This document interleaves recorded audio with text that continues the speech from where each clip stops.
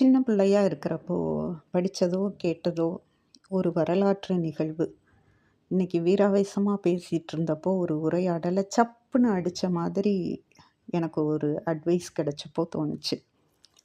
சந்திரகுப்த மௌரியர் அவர் நந்த பேரரசை உடைக்கணும், உடைச்சிட்டு மௌரிய பேரரசை நிறுவனம் அப்படின்னு சொல்லிட்டு ரொம்ப வேகமாக தனநந்தன் அப்படிங்கிற ஒரு நந்த பேரரசோட பேரரசர்கிட்ட போருக்கு போகிறாரு.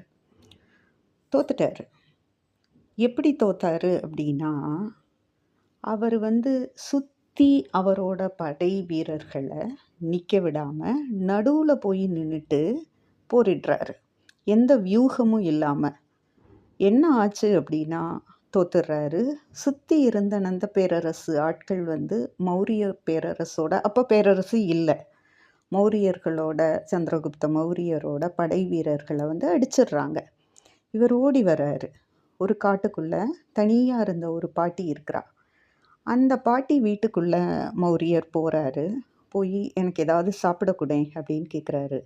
அவள் சுட சுட ஒரு தோசை கொண்டு கொடுக்குறா.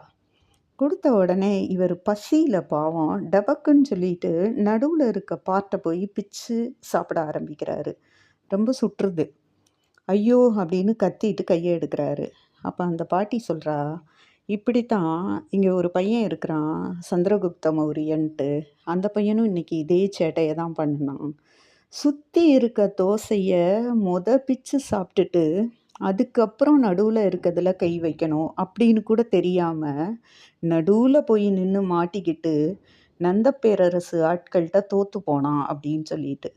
சந்திரகுப்த மௌரியருக்கு சாணக்கியர் சொன்னதை மாதிரி அந்த பாட்டி ஏதோ ஒன்று சொன்ன மாதிரி இருந்துச்சு.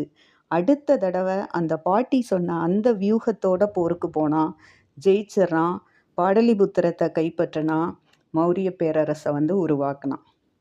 இதே மாதிரி எங்கேயாவது எப்போவாவது நமக்கு வியூகம் தடுக்கிறப்போ சில அறிவுரைகள் கிடைக்கும். சில நேரங்களில் போருக்கு போகணும், உடனே அடிக்கணும், அது மட்டும்தான் நம்மளோட உத்வேகமாக இருக்குது, உடனடி தேவையாக இருக்குது.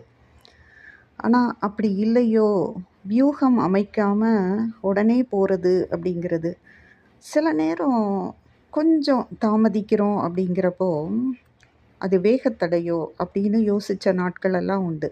ஆனால் சில அறிவுரை கேட்குறப்போ தான் தோணுது, இது வேகத்தடை இல்லையோ. ஒரு அம்புல இருந்து ஒரு வில் போகிறப்போ அந்த அம்போட நான் கொஞ்சம் தூரம் பின்னாடி வருமே, அதே மாதிரியா திடீர்னு ஒரு திருக்குறள் தோணுச்சு. வினை வலியும் தன் வலியும் மாற்றான் வலியும் துணை வலியும் தூக்கி செயல். எல்லா இடத்துலையும் திருவள்ளுவர் வந்துடுறாரு. வயசாகி போயிட்டுருக்கோ,